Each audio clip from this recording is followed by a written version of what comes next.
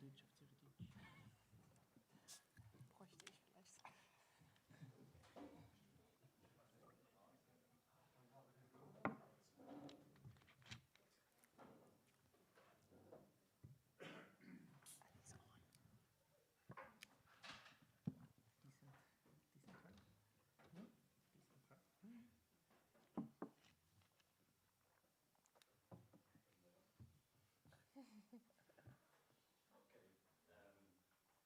I think we start. I was asked to welcome you in English. Never did this before, so I'm doing my best. Can you take the microphone? Sure. Can you stand? Okay. All right, I'm very happy to welcome you all to this event about the Treaty on the Prohibition of Nuclear Weapons and Switzerland. Very nice that so many people arrived here, very happy. And I also want to say hello to the people who watch it on the live stream at home. Thank you too for following us here. We're very happy to do this event here, and I'm really looking forward to the two discussion rounds. Very quickly, my name is Jonas. I am secretary of the group for Switzerland Without an Army. Don't know if that's the proper way to translate it, but that's pretty much it. We have two discussion rounds here today. First one with the people here. They will be introduced right after on the international level.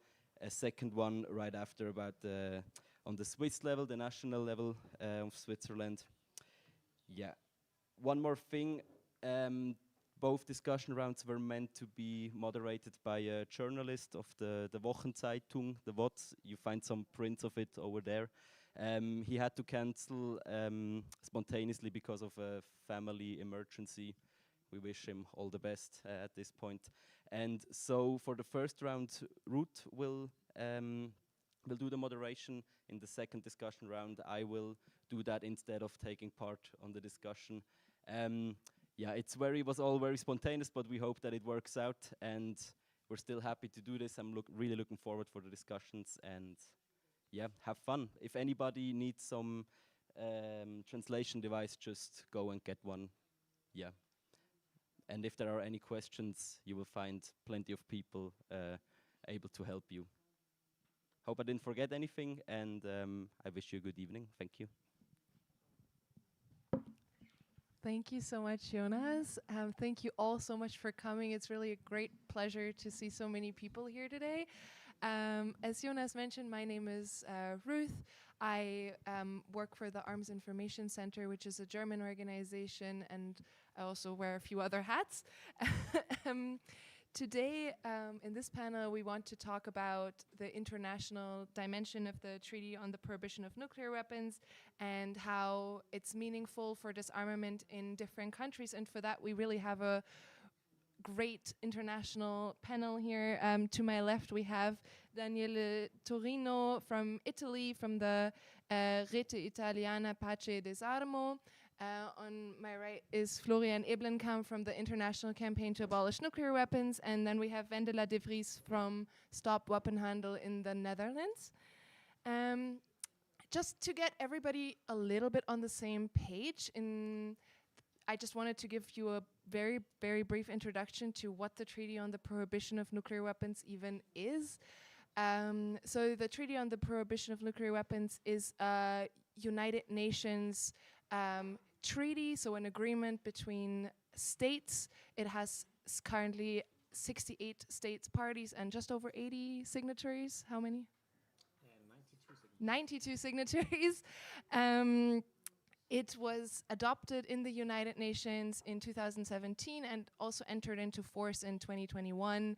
And it basically prohibits the states parties, so the states that basically joined the treaty, agreed to participate in the treaty, from doing all kinds of things related to nuclear weapons, including possessing them, having them on their territory, helping others with them, stockpiling them, using them or threatening to use them, of course.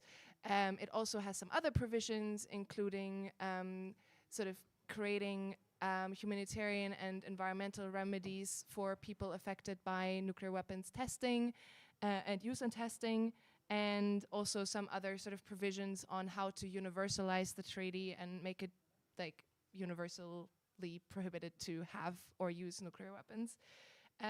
Yeah, so that is basically the starting point of which we're jumping off of. And in that spirit, I would like to start with you, Florian, and just ask you, the treaty was first championed and is currently only joined by states that do not possess nuclear weapons. And of course, Switzerland is also one such state. Why do states care? Why should states care that don't have nuclear weapons about this treaty? Okay. Good evening, everyone. Thanks, first of all, to XOA for having us, and thanks to all of you for coming. I'm sure there's many exciting things to do on a Friday evening in Bern, so we really appreciate you being here. Well, nuclear weapons are, of course, not a matter of national politics. The way the Treaty on the Prohibition of Nuclear Weapons came about was that research actually was presented on the effects on people, on the humanitarian consequence of a potential use of nuclear weapons. Research that hadn't been known previously, and that very clearly shows that there's no way to confine the consequences of the use of nuclear weapons to national borders or to a certain time frame, right? Even in areas where nuclear weapons are tested, you can still measure the effects of radiation, for example. So that opens a lot of very profound ethical, moral, and of course legal questions to countries that don't have nuclear weapons but would equally suffer from the use of nuclear weapons. Another example is that, a nuclear war between India and Pakistan, for example, would cause starvation in many other countries because crops wouldn't grow so much anymore. So every country certainly has an interest in shaping nuclear weapons governance. And before the TPNW entered into force, nuclear weapons on a global scale were mostly governed through the Non-Proliferation Treaty, which gave 5 countries the right to have nuclear weapons, and all other countries were prohibited from having them. And the deal was that those 5 countries would completely disarm eventually. That, of course, hasn't happened, as we know. And then the question came up, well, what can, Fiji do or Jamaica do? Because they would suffer from the consequences. And that then led to the TPNW. And same goes for Switzerland, of course. There's no way that Switzerland can be, in a very theoretical case, protected from a nuclear war in Europe, even though Switzerland does not have nuclear weapons. So Switzerland and all other countries have an interest in having their voice heard and make the prohibition or the non-existence of nuclear weapon the new norm. So that's why every country should have an interest. Yeah, thanks so much. Of course, I think it's really interesting how you highlighted exactly these effects that it would have on every country. And in that spirit, I mean, the Netherlands and Italy are both part of NATO. NATO understands itself as a nuclear alliance. In the Netherlands, we have nuclear weapons, American nuclear weapons stationed. So I'm just wondering, Wendela, first of all, for you, maybe, what does a treaty like that do for anti-nuclear activism in the Netherlands? Well, it's officially, it's not certain that we have nuclear weapons. It's denied nor confirmed by the government. But as far as everybody knows, we have nuclear weapons, and this year they will be replaced by newer, better, more precise, more deadly types. So, and well, it's of course at the moment, due to the war in Ukraine also, the nuclear discussion is coming back on the agenda, also for people who are not very much involved in them over the past years. I think the treaty discussions that were set up by ICANN and other organizations have helped to reopen the international debate on nuclear weapons on the international scale, because it was completely stuck. There was nothing going on. We had some treaties, and some treaties were abolished by first the Americans and later also the Russians.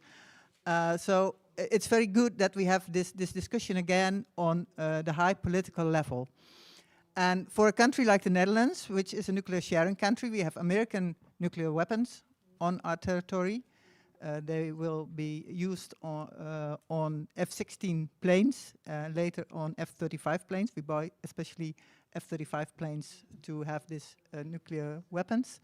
They were flown by Dutch pilots under American command in case of war. So it's a completely weird situation. And for us to can say to our government, see how many other countries say we should abolish nuclear weapons. Of course, that might help. We can say to our government, join the decent countries, join the club of people who say we should not have these nuclear weapons. On the other hand, I also think there's a flip side on this discussion, that there's a lot of focus only on this international treaty and on the legal side of nuclear weapons, and it's a little bit depoliticizing it and getting it only on the high level of negotiators in Geneva or in New York, and we also need to have other kind of actions, like actions against the financing of nuclear weapons. So we had a lot of campaigns in the Netherlands, again, directed at pension funds and banks, so they should disinvest from nuclear weapons. And these campaigns were successful. There will also be a peace camp this summer at the nuclear bases Vogel to de-welcome the nuclear weapons that will be coming there. And I think it is very important that not all the attention and also all the funds are only going to juridical level of campaigning, but we should also have all other kinds of campaigning. Also just simple demonstrations in the streets are also very important, because you never know exactly what will make policy change. So you need very many different levels of activism. Daniela, would you like to respond to that immediately? Like, what is the situation like in Italy? Yeah, we can skip the premise also for Italy, because also Italian Peace and Disarmament Network is a member of FICAN, and in Italy, together Senza Atomica, another association, we lead from 2016 a campaign, Italia Ripensaci, Italia Rethink About It, that means rethink about vote against or not sign and ratify the TP and WY. But I would like to outline in which way this treaty is important for to strengthen not only the anti-nuclear activism, but anti-war and non-violent activism at all. Because, of course, in Italy, the situation, the starting situation maybe is different from Netherlands, because the population in general were also against nuclear weapons, and also we voted against civil use of nuclear in our history. But you know, the politics doesn't mind, no? And we have more than 60 nuclear weapon hostage stationed, but that are not Italians, are of the United States, of course. But there were no more public debate on this point. And only thanks to the high-end work and the treaty, now we are legitimated also at a level, at the national, international debate to talk about it. And we are using to strengthen all the network and activism on this field, because not only anti-nuclear activism is a humanitarian one, as Florian said before, but also is connected, for example, with the financial sector, because we need to advocate for disinvest from the bank or other private corporation that are using our money also for nuclear. But also is a matter of research, scientific research. We are in a university. We should object to all the research that are in compliance with the military nuclear use, for example. But it's also really connect with anti-war activism in general, because the use of nuclear weapon is the extrema ratio of a thing that is called war, that is never just and fair at all. So it's only the extreme escalation of war. We need to prevent, and we need to stop the war before, we hope, the use of nuclear weapon. And also is connected with the climate activism. When anti-nuclear movements raised in 80s in Europe, these connections were really clear, and we lost in the 2 decades.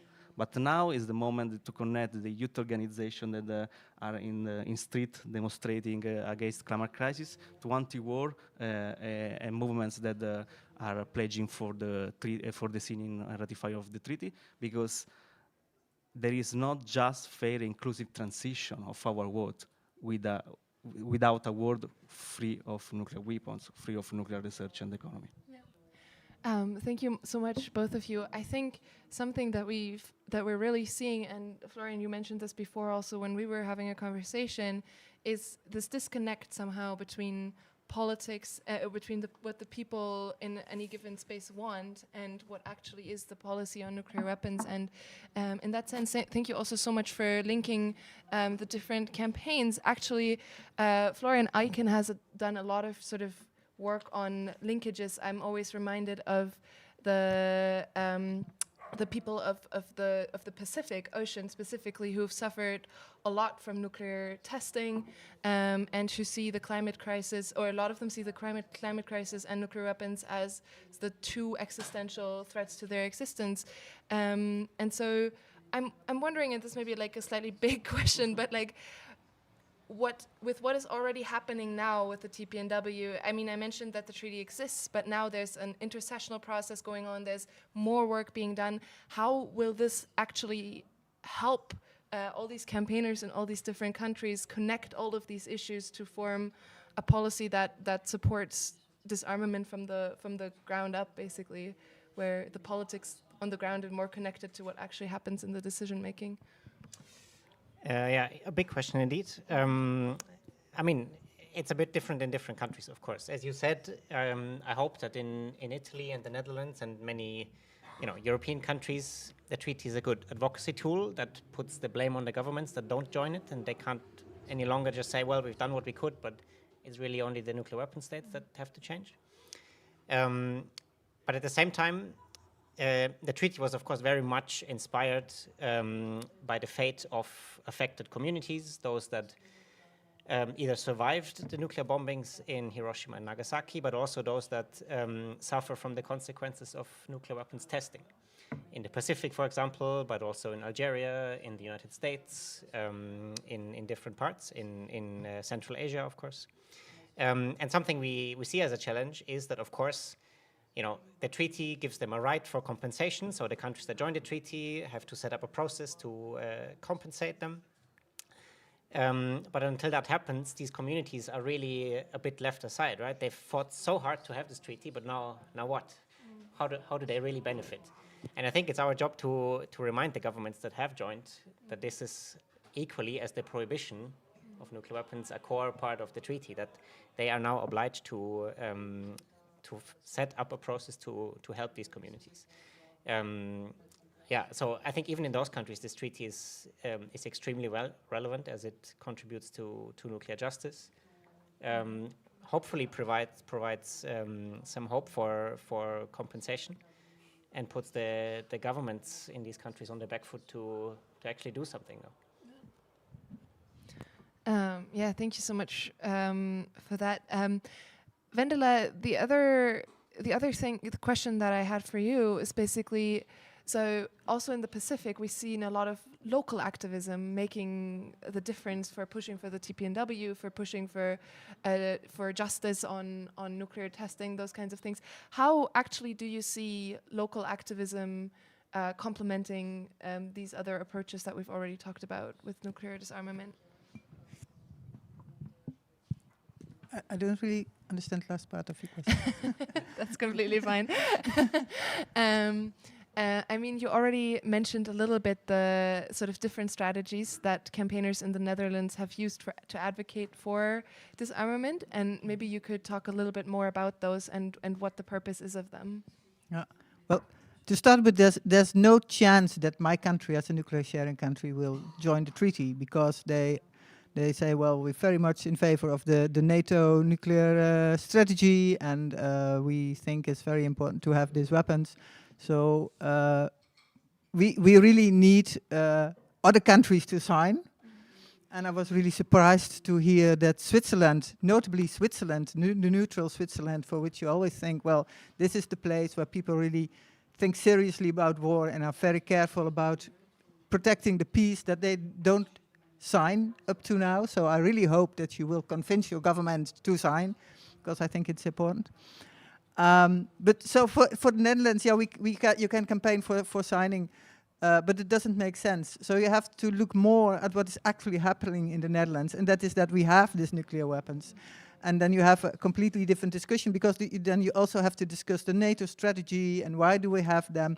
Whereas the ICAN can be on the yeah, how to say it, a sort of neutral level of humanitarian rights, protection of vulnerable communities.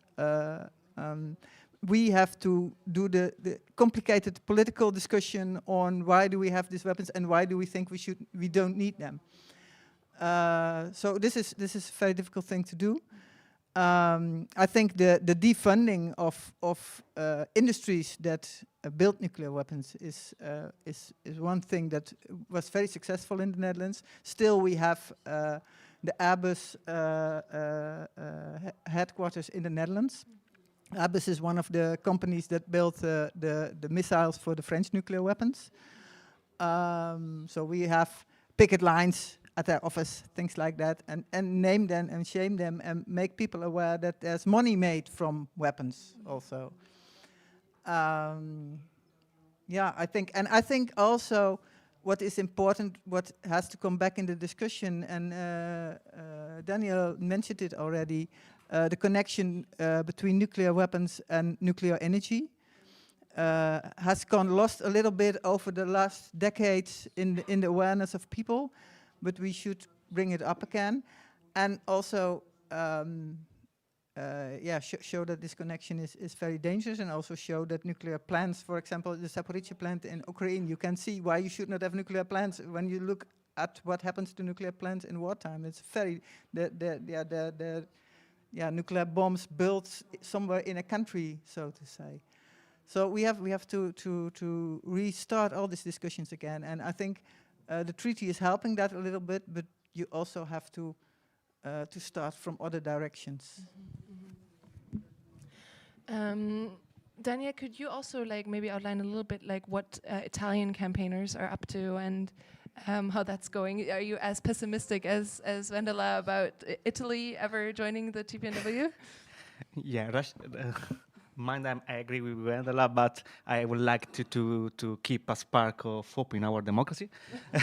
And so I think that with a really bottom-up process, maybe we were able to or to change policies or to change politicians. And maybe one of these, it could be a good change. Also, as we are working in through different directions, using the treaty as a tool for advocacy. For example, we have an appeal for the city that the mayors are signing, asking to the government to join the treaty. This is one thing that the local group can do, and we really believe, and we are seeing in Italy, that the constitution of local groups that are joining the ICAN campaign is really a powerful tool, because it's a tool not only for advocacy at the national level, but also at the cultural level, for the communities to share true information about this debate. We are only we have only in mind to relaunch the pledge for parliamentarians, because we have a new legislation, and so we are starting also to ask parliamentarians to sign the pledge. Maybe we think that at least part of the opposition of this government could sign this pledge, and we can do something. For example, a bunch of Italian parliamentarians also signed a letter for the G7 in Hiroshima, asking Italy and all the G7 people to think with the responsibility. They didn't, because it was a step less in respect of the G20, for example. And also, we have this campaign together, other campaign, never alone. We have the anti-nuclear campaign together, the campaign against military spending, together the campaign against weapon investment in banks, together the campaign for civil and non-violent and armed defense in Italy, and so on. So there is also the constructive program that we are thinking to build together. Can I just add something? What I hear in every country, basically, that has not joined the treaty for various political reasons, is what you both mentioned, that the nuclear weapons policy of these countries are extremely undemocratic. In every country, there's a large majority of the population against nuclear weapons and very much in favor of joining this treaty. And yet, you know, in a concerted efforts by think tanks, government, lobbyists, people are made believe that they just don't understand the issue, that there's something complicated about nuclear weapons policy that they just have to understand, and then they will realize how great nuclear weapons are. It's not true. Nuclear weapons are very simple, right? It's a big bomb that explodes and then nothing survives. There's nothing fancy, nothing smart about it whatsoever. And if anything, it's a very dumb weapon because there's literally no military scenario where you can use it in a battlefield. So we have to understand that, you know, the TPNW is a way to democratize nuclear weapons policymaking on a local scale. You know, you mentioned the cities appeal and parliamentarians signing up, and Switzerland is a great example of that, having a motion passed back in 2018 that still hasn't been followed up by the government. But also on a global scale, right? That so many countries that didn't used to speak about these issues now have a way to express their foreign policy interests. So, yeah, the undemocratic institution of nuclear weapons has to change, and I guess the TPNW is one way to address this issue. Yeah, thank you so much. Would either of you like to respond to that, or? No, only to add that this undemocratic way not only is referring to the nuclear system, but is referring all the military industry complex. This is the truth, and we have to be aware of this, because when we hurt the interest of nuclear system, we are also hurting the system of military industry complex, and we have to be aware because we need to be more powerful with the non-violence than them. Well, I want to respond to what you said, that there's no military strategy in which you can use these nuclear weapons, because the whole scary thing is that the NATO has a military strategy in which they can use nuclear weapons, and they also have a first strike policy. So everybody is now very scared of Putin because he is spreading nuclear weapons, and he's also bringing them to Belarus. Well, Americans are bringing the weapons to Italy and to the Netherlands, so it's the same policy. But Putin, as well as the Americans, have a first strike policy, and they have a strategy how they can use nuclear weapons. And the idea that is coming up more and more in the NATO headquarters is that nuclear weapons are controllable. They can be used on the battlefield in a controlled way. This is especially why we get these new bombs that we get. The old bombs that they had were dumb bombs. They could drop and that's it. But the new bombs they are more precise. They can be targeted. So they think we can just target one city and bomb one city, and we can win a nuclear war in that way. So it's really very worrying. So I agree with you that there is no reasonable strategy where you can win a nuclear war, because everybody will be damaged by that. But that's not how the military thinks. So that is why it's such a very dangerous weapon. Yeah, thank you both. Just with an eye to time, I'd like to leave some space at the end for people to ask questions. But I would really love it, Florian, if you could just give us a very brief sort of overview of what's happening with the treaty now, because I feel like a lot of people have the sense that, oh, the UN adopted it, it went into force, the nuclear armed states haven't signed it yet, and now that's kind of it. But so what do you say to that concern? Yeah, that's not true. I mean, the treaty is very much alive, if you want. There's a new conference coming up in November where all the state parties meet to assess how they can contribute more. So that's sort of the bureaucratic process. But the real value of the treaty now is its normative power, right? Last year, the state parties met for the first time at a conference in Vienna and issued a declaration that would unequivocally, under any circumstances, condemn the threat to use nuclear weapons. Because the threat to use nuclear weapons is also one of the prohibitions of the treaty. So it's not only having or using nuclear weapons, but even threatening to use them. And this language, first of all, Russia then was the one country that responded to this declaration, saying that they want nothing to do with this. So they very much got the message. And then something that we thought, that we didn't think of happened, namely that many heads of government and states in other countries, even those that haven't joined the treaty, used this language. So you had the Chinese President Xi, for example, saying that the threat to use nuclear weapons should be unacceptable. You had the National Security Advisor to the American president say something along these lines, the German Chancellor, and so on. And then finally, even the G20, where, of course, all the nuclear weapon states are actually a part of, adopted a similar language.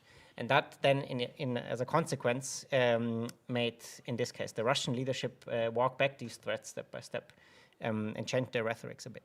So this normative power is sometimes regarded as some sort of weak quality, or, because you can't really measure it, but it's very much there. And I would say the next big challenge for this treaty is the discussion about nuclear sharing, stationing nuclear weapons in other countries, as now Russia does with Belarus. But of course, the problem, as we all well know, is bigger than that, because it also exists in other European countries. And allow me to just quickly say a word about Switzerland and the next steps. The next step must, of course, be that the Federal Council finally approves the motion of Carlos Sommaruga from 2018 to sign and ratify the treaty, which the vast majority of the population is in favor of, which many parliamentarians are in favor of. The Security Commission of the National Council has just voted on this in a large majority. Many cities are in favor. So there's really no reason at all for the Federal Council in Switzerland to delay this decision any further. So yeah, and that's of course something that would strengthen the treaty, that a new country, an important country like Switzerland, joins this treaty. Thank you. I also want to give you guys the opportunity to say some last words, even though those were great last words, before we go into questions. Maybe for both of you, what are the next steps that we can take in this difficult situation that many of the NATO countries we're from are in for disarmament? You first, Daniel.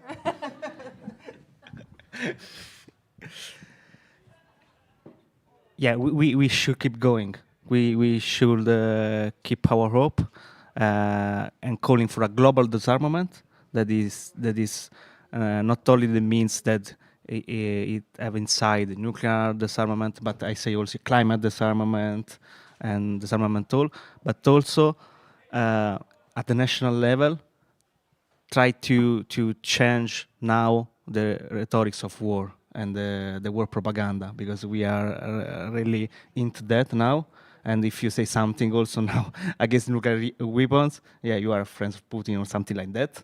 Then we need to join our efforts. And really, the treaty is a powerful tool because it's legitimated by United Nations, and so this is something that is a powerful argument to say we have to talk about this. And from that point, we can talk about disarmament, but not only talk, but also go to the street, organize demonstration and campaigns. I think that organized campaigns and keep going years by years is the main way that we have now to achieve some results. Well, yeah, I think keep the courage is keeping the courage is a very difficult thing for many people.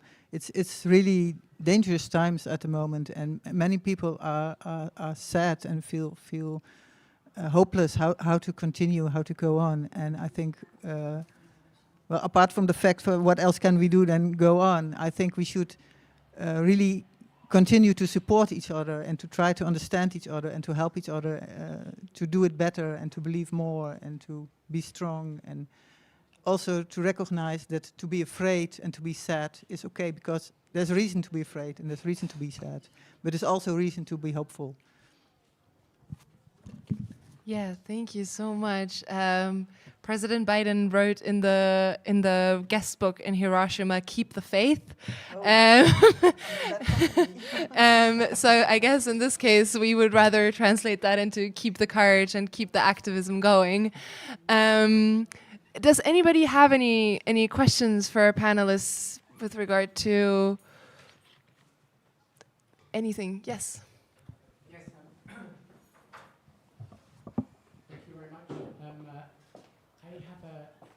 Regarding the role of states who actually became members of the TPNW.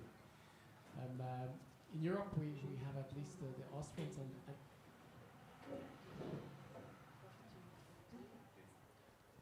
do you need it for the translation or just for the recording? live stream too? But I think it's in power setting mode or something. Hi, better? No. You can also come up here if you'd like.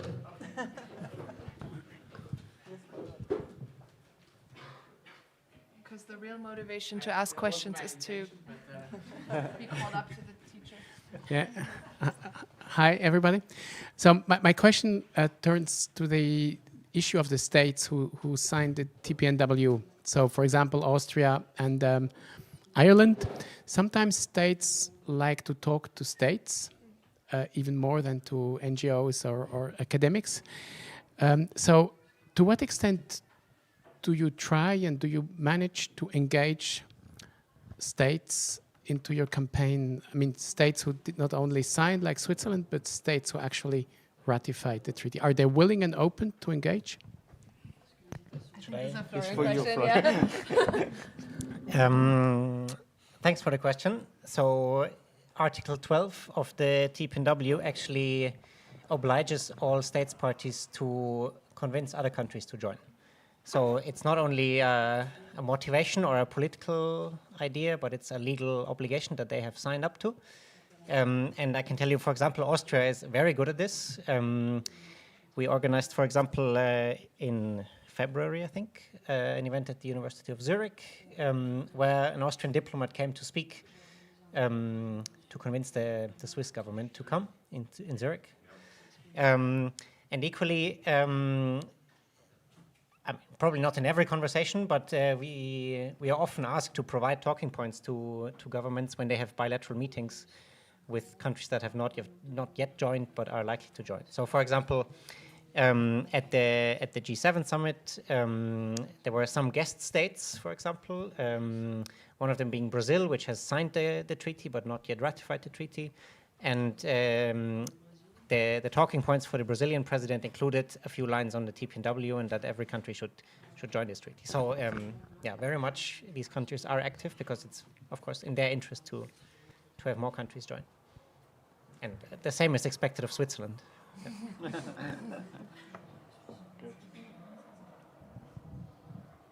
Any other questions?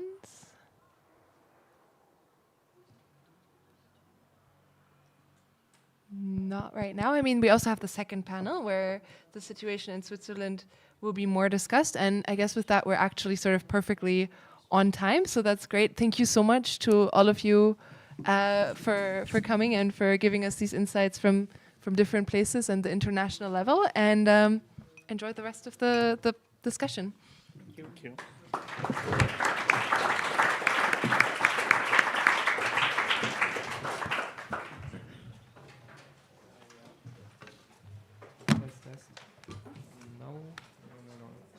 Okay, that's something we did now.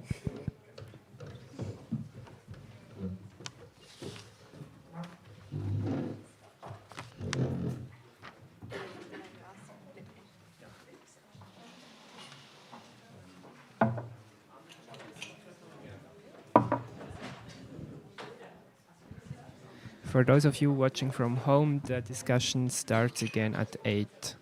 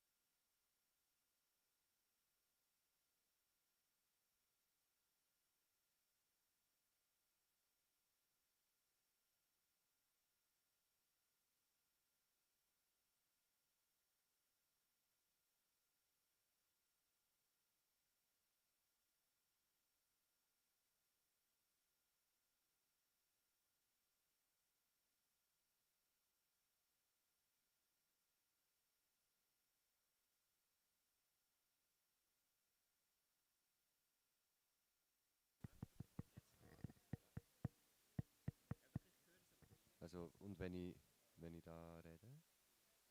So, genau. Gut.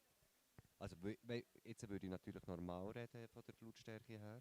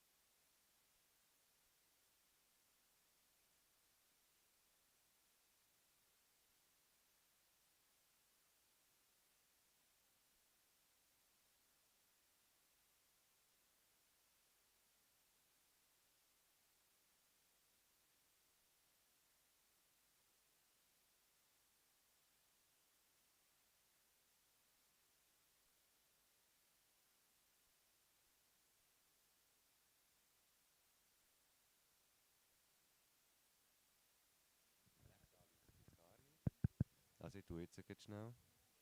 Ja, also ich denke, also rein theoretisch, intuitiv sollte jetzt das Batterielämpchen grün leuchten, wenn es Strom hat. Und nicht rot, ein bisschen so mickrig, so ab und zu ein bisschen flackernd. Ich habe das Gefühl, es ist etwas mit dem Mikrofon. Hörst du? Aber du hast es doch vorhin getestet gehabt. Aha. Ah, okay, ja, voll. Aber die haben ja natürlich auch schon ein bisschen weniger Power. Ja, also ich rede jetzt einfach weiter. Ja, ich texte dir jetzt einfach mal zu, weil ich habe das Gefühl, jetzt kannst du es brauchen. Vorher, wo du bist im Stress warst, wäre es verdammt nervig gewesen, wenn ich dich hätte zutextet, gell? Jetzt tue ich halt einfach, gell? Hörst du mich überhaupt? Soll ich dir irgendeinen komischen Witz erzählen? Ich weiss zwar keine, weil ich vergesse dich eben gern. ähm, ist... Aha, okay.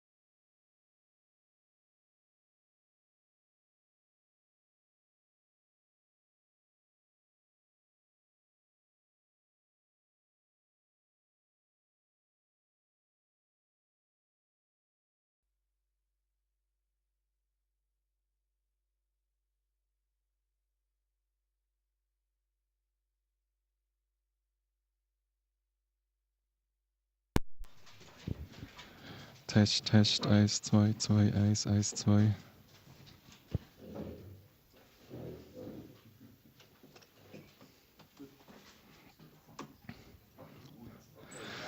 Well, welcome again to the second part of this discussion round. I don't know if I've said that before. This part of this discussion will be in German.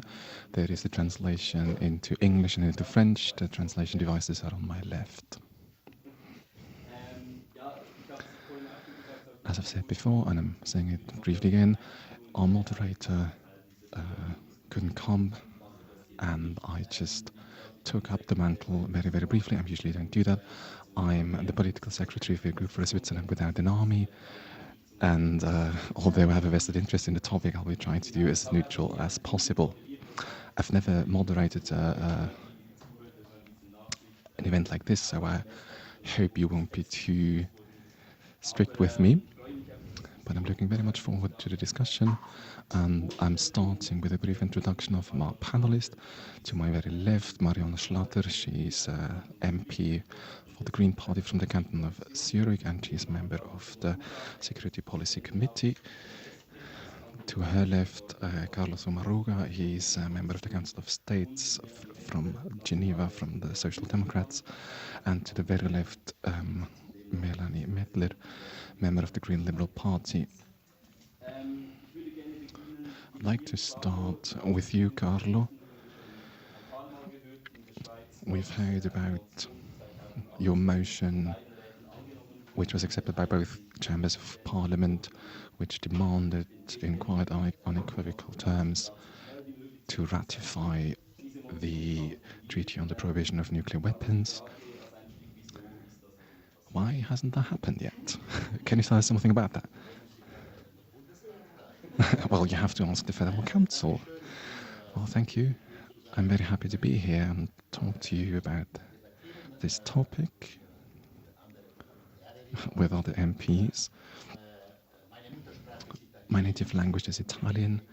My political language is French, but I was asked to speak German tonight, so I hope you have some patience with me if I'm searching for words or if my sentences aren't too perfect. It was in 2017 when I submitted that motion, among other things also because I'm trying to defend international Geneva.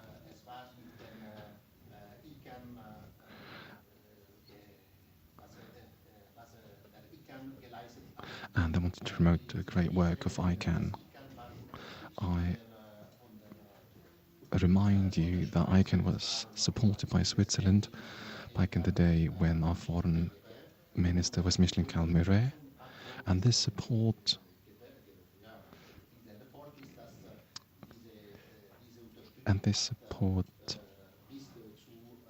led to the adoption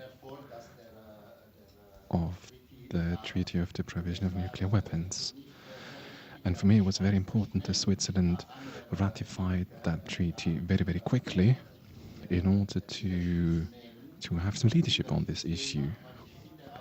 Because I think it was a very important topic in the Swiss foreign policy to be present on this topic. And in order to make ourselves heard in peace policy and with the many international issues coming from Geneva, for example, the International Red Cross.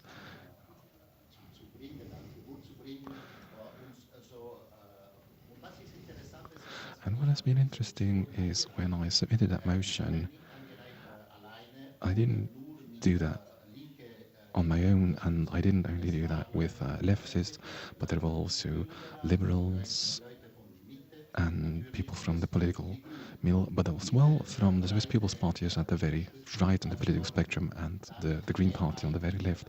And this broad support has helped that the motion was adopted rather quickly in Parliament. But another second element has also helped a lot. In 2018, the Federal Council eased up on the criteria for arms export, and there was a great civil society movement to undo that decision, to make the criteria for exportation for weapons more strict. This brave movement has said this simply can't be, and you all know what happened. And this civil society movement has also influenced Parliament, where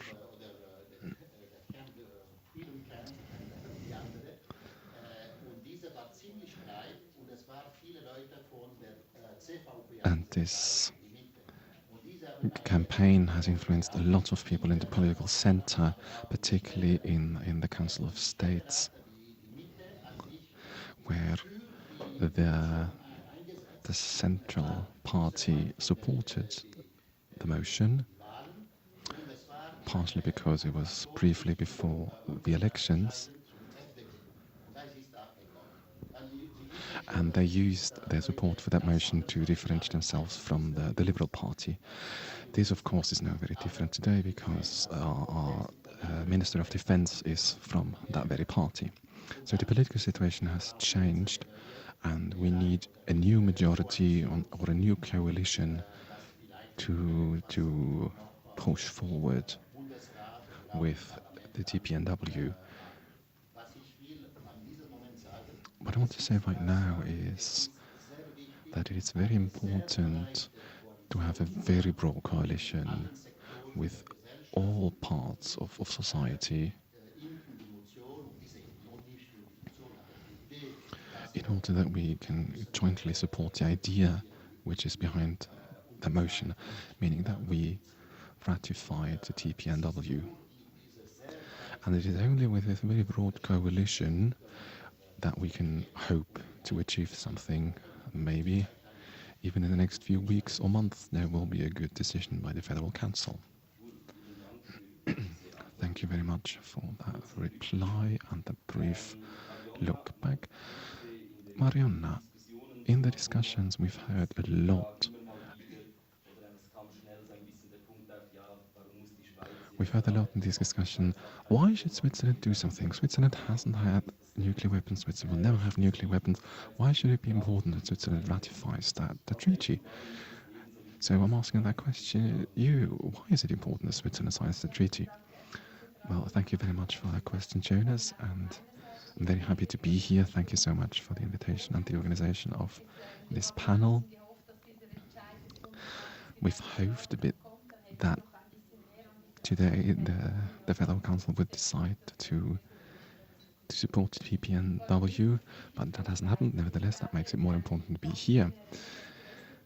It is important for Switzerland to sign that treaty is that we have a crisis in arms controlling, and that isn't an issue only since the Ukraine war, but that the situation of arms controlment has deteriorated over the past few years, and we need to surmount that crisis, and Switzerland isn't part of the solution in that context.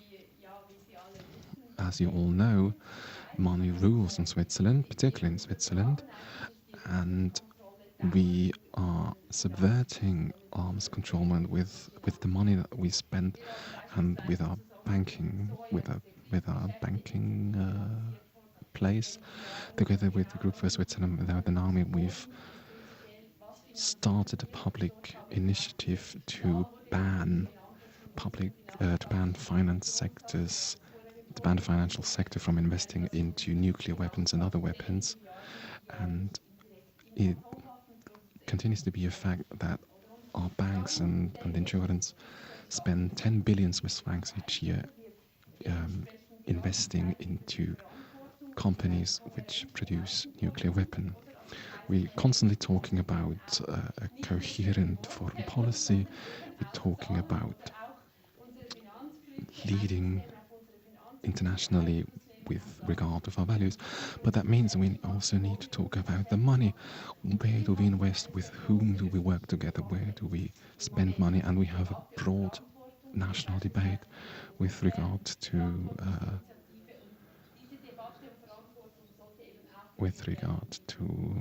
reliability and responsibility, particularly with regard to companies and investments in different sectors. And nuclear weapons are part of that debate. And that makes that treaty so much important for Switzerland, because it can help to realign Swiss foreign policy. Two more things. Carla has already said why the treaty hasn't been ratified yet, and I'm sure we will talk a bit more about that later. But one central reason is that our current laws aren't sufficient in that regard, meaning that our laws right now allow the financial involvement and investment into companies which produce nuclear weapons. And we do constant deals with companies like that, particularly when buying large amounts of arms. And this is an important issue because Switzerland, money is important, and that's where we can start.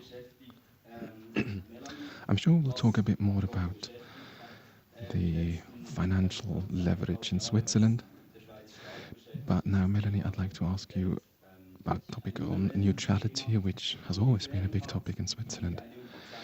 In what regard has a ratification or a non-ratification any connection with Swiss neutrality? Is it possible to combine the ratification of the treaty with our neutrality policy, or is it a requirement, or how does that look?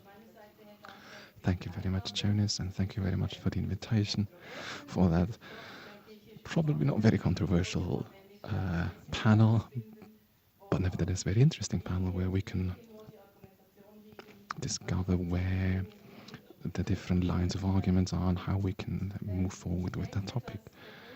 I think that one reason why the Federal Council is so hesitant in this regard is a very unclear understanding of what we actually mean when we say neutrality policy. There are very divergent ideas about what neutrality means in Switzerland.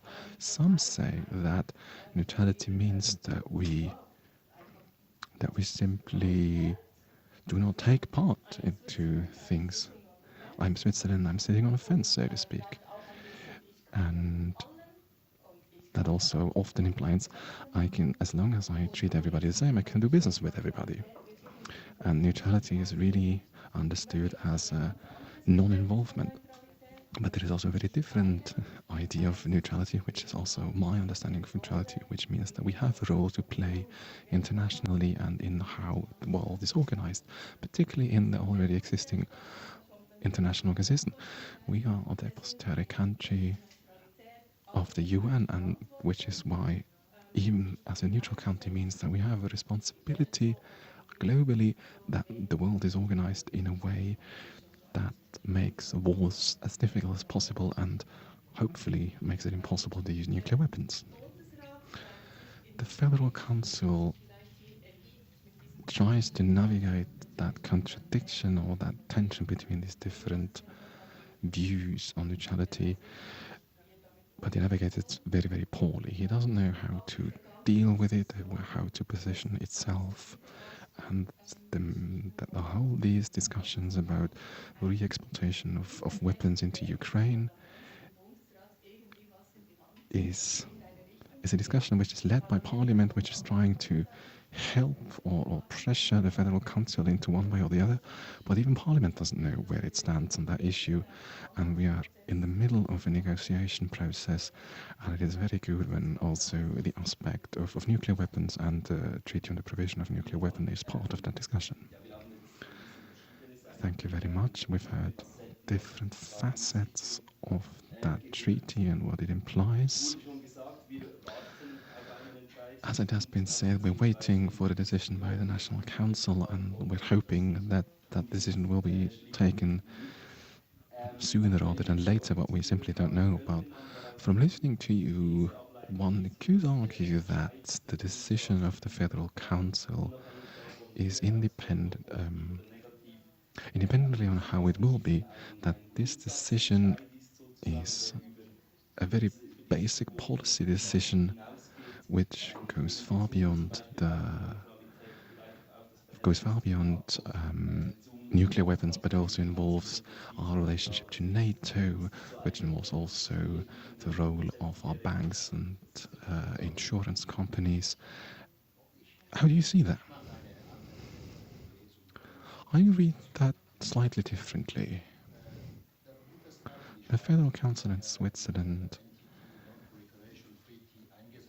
have been very strong in the TPNW back in the day because it hopefully helps to reduce the number of nuclear weapons. But we all know that the process or the direction it goes into is different right now. Globally, there are more and more nuclear weapons, and over the last and because of the more polarized world, the disarmament conferences have failed.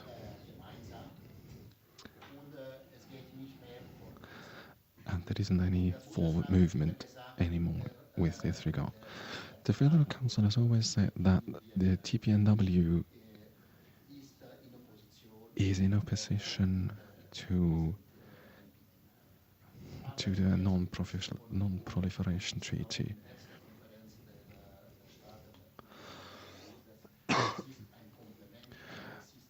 However, these two treaties are actually complementary to each other and also a paradigm shift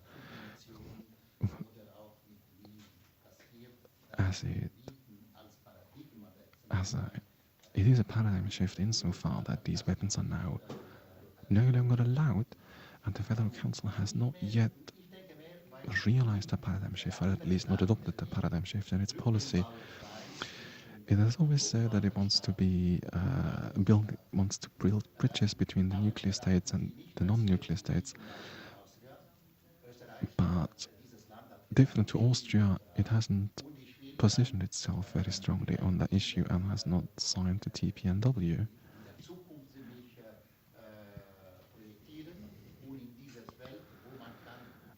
Austria, for example, positioned itself very, very strongly in favor of a dynamic of disarmament. And in Geneva, the disarmament conference, the permanent disarmament conference, Switzerland was always very, very active in that context. But now we're in a situation where there are many, many pressures from different players, from the United States, from France, from other NATO countries onto Switzerland not to sign the TPNW. And there I think in the Federal Council the courage is lacking and nobody really wants to say that we make our own decisions on that issue. And that's a big problem. I think this aspect of international relations is more important than is usually understood. And while there is a connection to different topics, Switzerland doesn't want to risk its good relationship with the US, with France and other European countries. Particularly now, where our relationships to the European Union isn't the best, the Federal Council doesn't want to risk our relations with other international partners.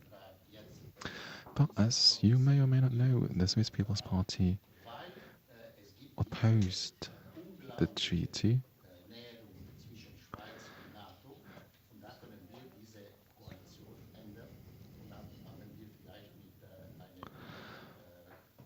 But since there is a growing connection between Switzerland and NATO, that treaty may be a way to help us in re-establishing a new understanding of that issue.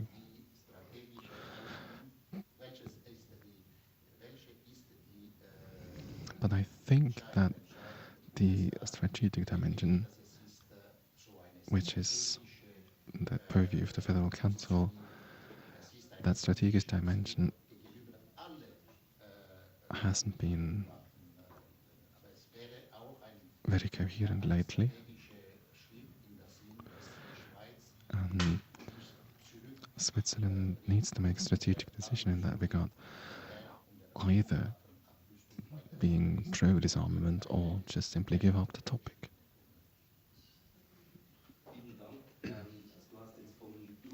Thank you very much. You talked about international pressures, particularly from the United States and European states, particularly NATO states and NATO itself.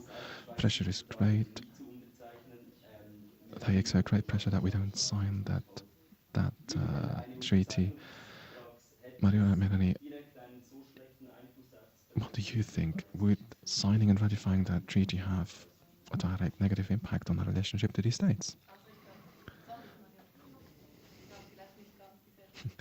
I might not be of the same opinion as Mariona, and I can only interpret what I see from the Federal Department of Defense. We see that there is some concern that if we stop participating in the Partnership for Peace in NATO, that if we stop participating in that the safety and security of Switzerland will be called into question. That is a concern of the Department of Defense. It is clear that, however, it's clear that NATO isn't really interested in working even closer with Switzerland in the current international climate, because Swiss neutrality is a hurdle in a possible closer cooperation. I understand that perspective, but I think we should nevertheless also let other voices be heard, because there isn't a contradiction between wanting to defend oneself and wanting to promote peace. It is possible to do both. There are many countries which do both. For example, Turkey, which organized the peace summit between Ukraine and Russia, and Turkey is a member of NATO. And we too should try not to fall into a political trap in our discussion, that there is an opposition between being able to defend oneself and promoting peace. There isn't. That isn't a contradiction. Mariana, do you agree with that? As we are both members of the Security Policy Committee, and we have both access to the same information, I, in principle, agree with you, because the federal councils and particularly the Minister of Defense meets with other heads of states and heads of government and other ministers of defense, and particularly with our Minister of Defense, she usually meets other ministers of defense, and they really seem to exert a lot of pressure onto her, and that seems to be a big topic and a big issue of contention internationally, that Switzerland isn't participating strategically in NATO. Apparently many don't want to have that strategic gap in the center of Europe, and as soon as you say things like that, the Swiss People's Party is afraid that there will be a cooperation and a closer cooperation with NATO, and that points towards the problem that this departmental thinking, meaning that we have on the one hand the Department of Foreign Policy, on the other hand Department of Defense, that this departmental thinking has negative consequences when it comes to disarmament. We have a very strong Minister of Defense with Viola Amherd, who is very able to convince the whole body. We've seen that with the decision with regard to the buying of the F-35 fighter jet, and we've seen it again with regards to the re-exports of tanks, where she was able to convince the Federal Council to take a position before Parliament has actually voted on the issue, which is rather uncommon for Switzerland. At the same time, our foreign minister is a very passive person who doesn't take the lead, and that's a combination which frightens me a bit, I have to say, where we have a Minister of Defense who is very, very strong, and a Foreign Minister who isn't, and where the Minister of Defense is able to bring in investment into our own arms industry. That doesn't promise a lot. Melanie, in the beginning you've said that this panel probably won't be very controversial, and so far you all agree with each other, and you also all disagree with at least usually with the Swiss People's Party. Recently, some exponents, even of the Swiss People's Party, have advocated signing the TPNW, particularly because having signed that treaty might just push us away a bit from NATO. How does that unholy alliance, how is that unholy alliance helpful with regard to us ratifying the TPNW, and how isn't it? There aren't ever unholy alliances in politics, there are only ever alliances to make majorities. I think I've talked with Marco Chiesa, the president of the Swiss People's Party, earlier today, and he said that the Central Committee hasn't yet decided on that issue, but if one talks with the People's Party's representatives in the Federal Council, they have an understanding that if we ratify that treaty, that this decision will build a wall which very strictly separates us from NATO. Yes, we might be able to cooperate a bit, but there will be a red line which couldn't be crossed if we ratified that treaty. We had a discussion lately with what would be possible to do to cooperate even closer with NATO without being part of NATO, without participating in NATO. But ratifying that treaty would strengthen that red line.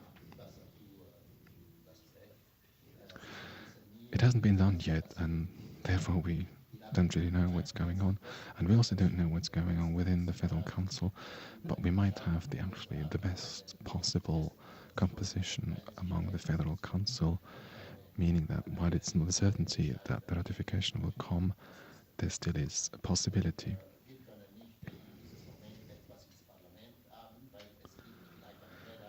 At the moment, we can't really take up that issue again in Parliament, because while we might have a majority in the National Council, we don't have a majority in the Council of States. And you're right, Mariana, with regard to Viola Amherd, who is very strong, whereas the Foreign Minister Cassis simply hasn't any idea or any vision for Switzerland and its foreign policy, which is a big problem. But one mustn't forget that Austria is also part of the Partnership for Peace in NATO, and nevertheless was able to ratify the treaty. And they continue to cooperate with NATO. They haven't been kicked out, and the bilateral tiers with other NATO countries are still intact. So I think, yes, there will be consequences, and there might be a short moment of disagreements where our relationship might not be the best, but if one thinks of it in the medium and long term, it is the only way. It is the only way. There is no other way than to ratify the treaty. 92 countries have already signed the TPNW. That's almost half of all countries on Earth. And if we look at chronology, every year there are new countries which sign and ratify. So the history is moving forward, and the history has a clear direction, and Switzerland must be part of that history and part of that direction. And I simply don't understand why our foreign policy doesn't want to talk about that. maybe I can add something to that. I work very, very differently politically than you. I'm a very small party from the political center where we always need to see with which arguments and in which topics we can build a stable coalition and majority. And it seems to me that this might be an issue where a majority which has very, very different motivations might not be enough, meaning that the people on the left have a very different reason why supporting TPNW than the people on the right. And if ratifying that treaty should have an impact on peace, on the development of peace in the future, and that might be. It might be also the case that we shouldn't forget the other parties in the centre, meaning the FDP and the Liberals and the centrist parties, where we might be able to build the majority and the coalition supporting the TPNW, which we all do it for the same reason, which is again why I think we need to make clear to people that wanting to defend oneself and wanting to have a nuclear-free planet aren't in opposition to each other. And that is something that even public exponents of the Liberals have publicly stated. Yes, there are some members of the Liberals which have signed my motion.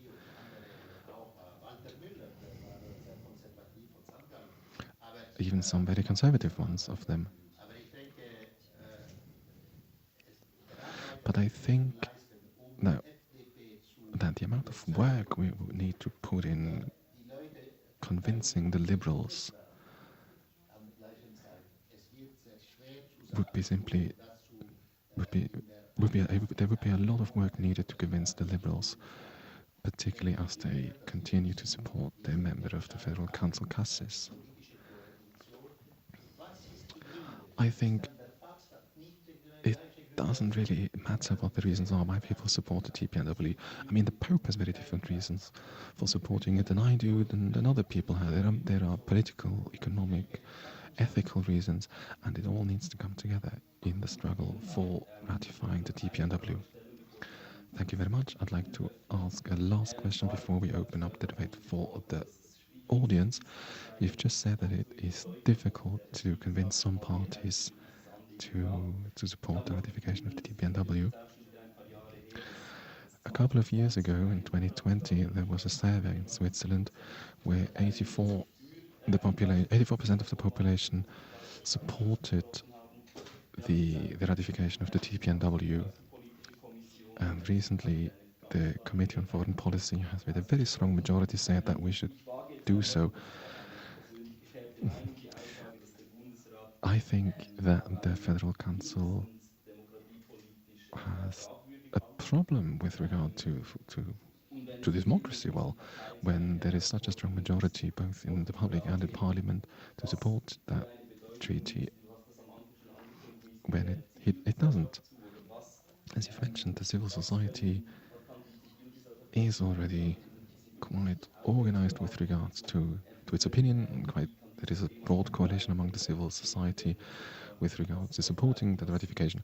What do you think are there other possibilities with regard from the civil society? What else can civil society do to support the ratification process? Well, you've said it might be difficult from a democracy perspective. And I have to say, while it might not that, it is at least not very courageous of the Federal Council. It always says that it's waiting for yet another conference, yet another evaluation. And while theoretically that might be correct, it is regrettable. They seem to have a lot of excuses for not acting and for not picking up the mantle.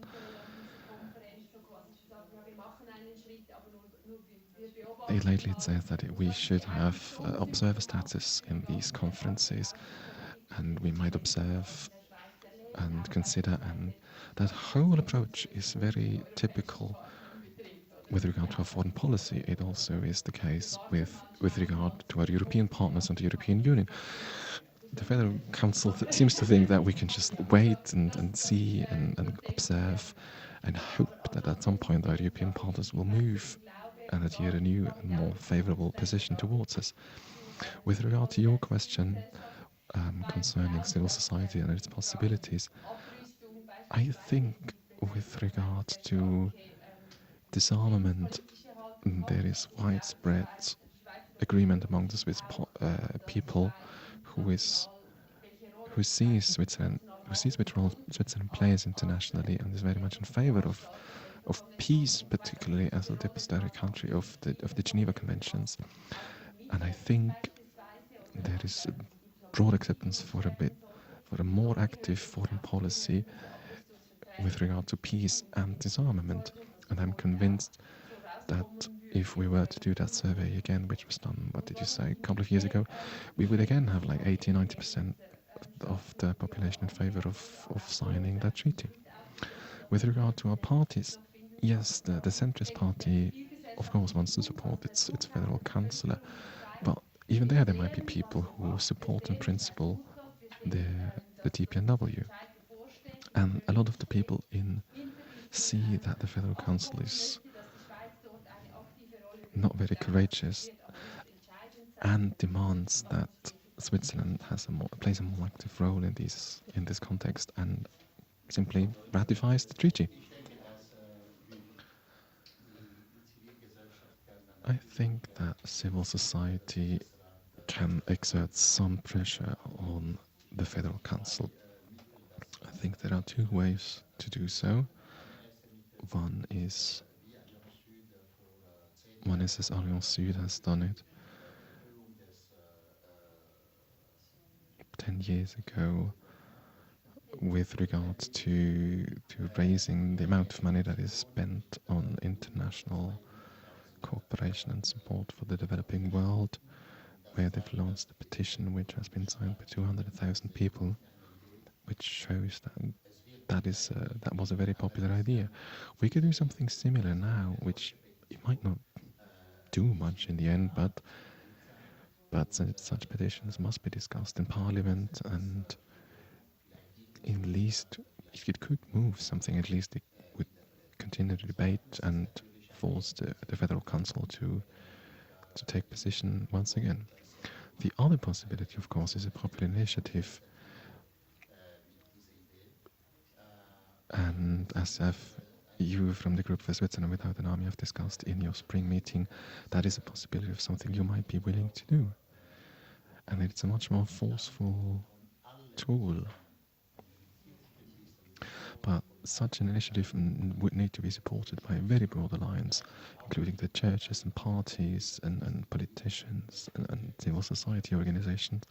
And with regard to politicians, particularly politicians from the Liberals or the centrist, or maybe even the Swiss People's Party, those who have signed my motion back in the day, they might be willing to cooperate on that issue with you. And through them, it might be possible to expand our coalition and make it very, very broad indeed. And that it's very important that the topic continues to be in the media. For example, when these conferences take place, where a lot of foreign ministers and officials say, well, of course, Switzerland must sign that. So being present in the media and in politics and cooperate internationally, it is all of these puzzle pieces are very important in the end to arrive at a solution in this regard. Thank you very much. As you've said, the Group for Switzerland Without an Army is currently working on that issue, and it might be that we will be starting a popular initiative on that regard. It of course depends what the Federal Council will do in the next couple of weeks and months, and that would be something that I might be able to that I would have said if I wouldn't be moderating this panel, that one of the great next topics of the group for Switzerland without an army could be starting such a popular initiative with hopefully a very, very broad alliance. And if it would be the case that we would start an initiative, we'd be very much welcome any possible support from all different members of civil society and different political and other organizations. This isn't only hypothetical that you've mentioned, it is part of a strategy. I'm convinced, and I'm a member of the group for Switzerland without an army, but I'm convinced it doesn't need to, it mustn't be an initiative coming from the group for Switzerland without an army, but an initiative which is also supported by the GSOA. Because if we want to have a pro-coalition which supports signing the TPNW, it can't appear that it is an idea coming from the left or the very left, because it simply isn't. It is a demand of civil society, and we need to make that very clear from the beginning. If we don't, we'll lose a lot of people in the political center and on the right. And I mean, that's something, as the member of the Council of States who is the furthest to the left can say. Well, now, are there any questions from the audience?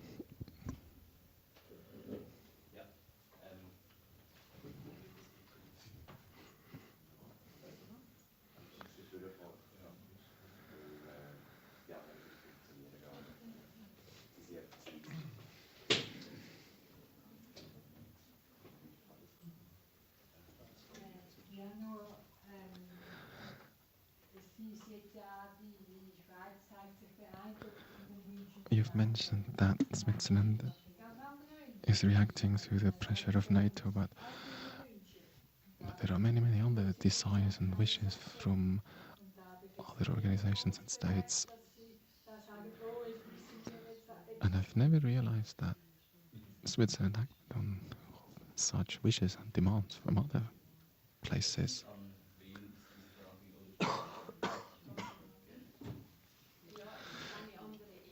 That's obviously a different level with regard when NATO is demanding something than, say, if the Pope is demanding something. Because if NATO is saying something, they're talking security policy, and there is the fear in the population that if we don't stand on good terms with NATO, we might risk our safety.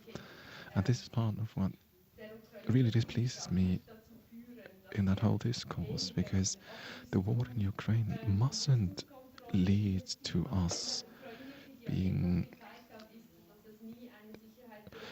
the war in Ukraine mustn't lead to us neglecting disarmament and peace policy. It should strengthen us in our drive of armaments control and disarmament.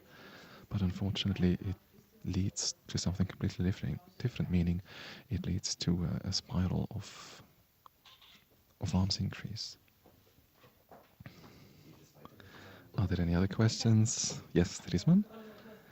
Carlo, you've talked about the petition by Alliance Sud a couple of years ago. I think that treaty is much more technical than international aid.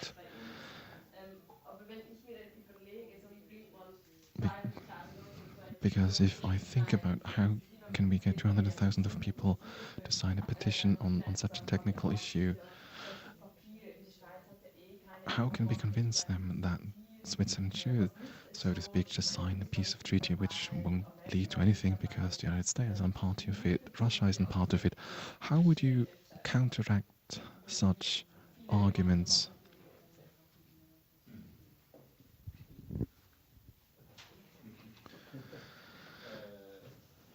I think it was also complicated to convince people to spend 0.7% of the GDP for foreign aid.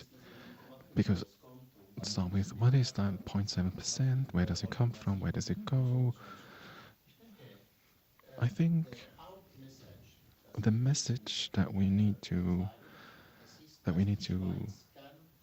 realize is that Switzerland can contribute to a world without nuclear weapons. That's a very simple mission. We are neutral, we are the geopolitical power, we can become part of the majority of states who have supported the treaty.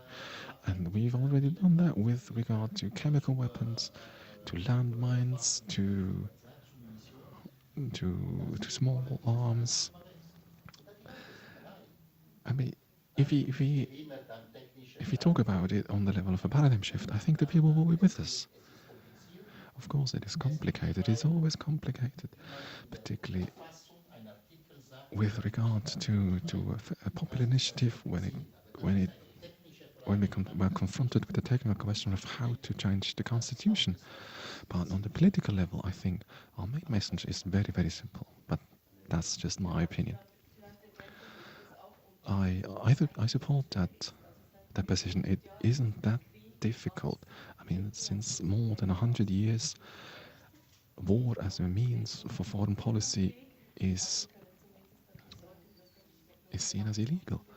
And yes, we see there are still wars, but we might at least reach a state where nuclear weapons are no longer part of the equation. And the non-proliferation treaty has already shown that Switzerland can be part of these treaties. And yes, of course, we need to come up with better arguments when we in that discussion about the TPNW, because Switzerland might lose business and might lose some part of neutrality, or the neutrality might be called into question. But there are answers to all these questions. Is there a last question?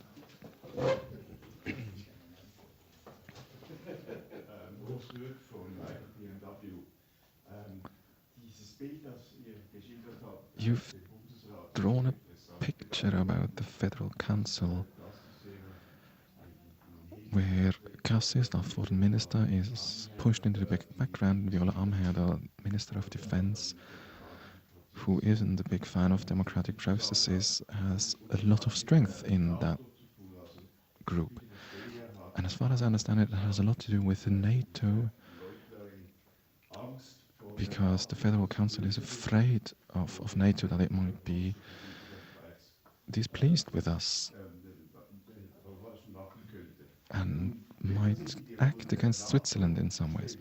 But if one puts oneself into the position of NATO, I think that NATO would prefer that a partner which adheres to ethical standards and not simply just follows, and not just flip-flops depending on where the wind blows from. So I would say we could convince NATO. I think we could convince NATO that our support of the TPNW is an ethical support.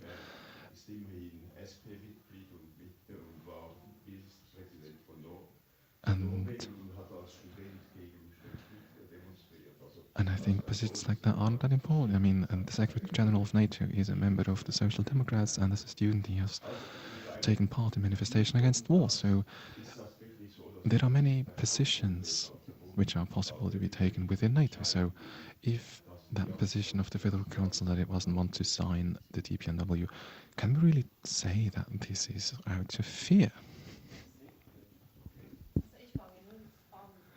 To start with an answer, I think being afraid of NATO must be specified a little bit. I mean, on the whole, we don't matter for NATO, we're much too small.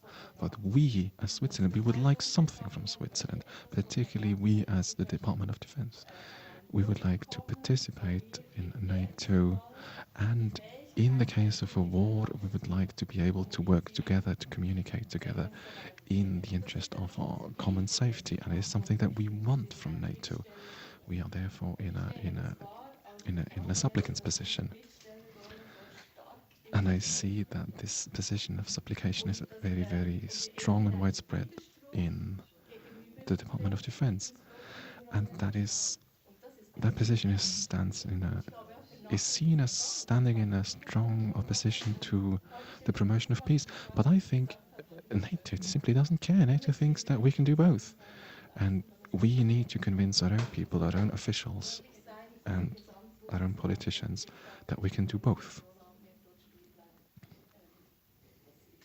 And when you're convinced that the Federal Council, even if Viola Ahmed, our Minister of Defense, doesn't want to budge, well, the others can.